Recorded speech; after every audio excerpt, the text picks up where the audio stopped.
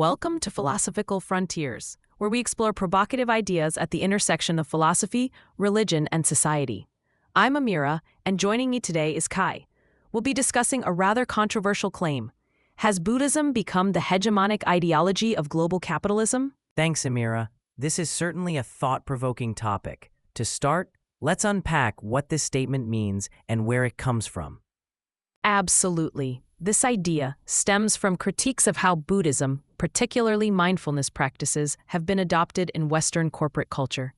Some argue that Buddhist concepts have been co-opted to support capitalist ideals of productivity and individual responsibility. That's right. We've seen a surge in mindfulness programs in workplaces, meditation apps, and wellness products that draw on Buddhist practices. Critics argue that this commodification of Buddhism serves to pacify workers and shift responsibility for stress and burnout onto individuals rather than addressing systemic issues. Exactly. The argument goes that by encouraging employees to be mindful and present, companies can increase productivity and resilience without addressing the root causes of workplace stress or inequality. It's an interesting perspective. But doesn't this view oversimplify both Buddhism and capitalism? Buddhism has a rich, complex history and philosophy that goes far beyond just mindfulness techniques. You're right, Kai. Traditional Buddhism emphasizes compassion, non-attachment, and the recognition of interconnectedness, ideas that could be seen as antithetical to capitalist values of individualism and materialism. True. And let's not forget that Buddhism originated as a critique of societal structures and the pursuit of wealth. The Buddha himself renounced his princely life to seek enlightenment. That's a crucial point. It seems that what we're really talking about is a particular Western interpretation and application of certain Buddhist practices, rather than Buddhism as a whole.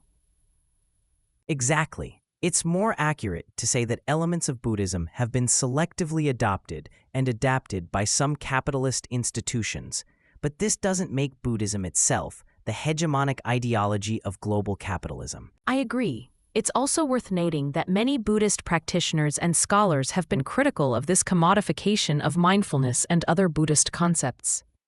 Absolutely. There's a growing movement of engaged Buddhism that actively applies Buddhist principles to social and environmental issues, often in ways that challenge capitalist norms. That's a great point, Kai. It shows that Buddhism continues to evolve and respond to contemporary challenges in diverse ways. Indeed, while we can't deny the influence of certain Buddhist-derived practices in corporate settings, it's an oversimplification to claim that Buddhism has become the dominant ideology of global capitalism. I think you're right. It's more accurate to say that certain aspects of Buddhism have been selectively appropriated and sometimes misinterpreted within capitalist contexts. Exactly. And this appropriation raises important questions about cultural exchange, the ethics of adapting spiritual practices for secular purposes, and the role of mindfulness in addressing both individual and societal issues. Those are crucial points to consider. It's a complex issue that touches on themes of cultural appropriation, the commodification of spirituality, and the challenges of maintaining authentic practices in a globalized world. Absolutely. It also highlights the need for critical thinking when encountering spiritual or philosophical ideas in corporate or commercial contexts.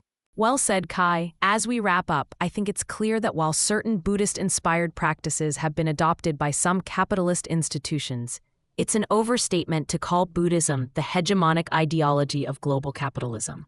I agree, Amira. The relationship between Buddhism and capitalism is far more nuanced and complex than that statement suggests. It's a topic that deserves continued exploration and critical analysis. Thank you, Kai, for this insightful discussion, and thank you to our listeners for joining us on Philosophical Frontiers. Until next time, keep questioning, keep exploring, and keep thinking critically about the world around you.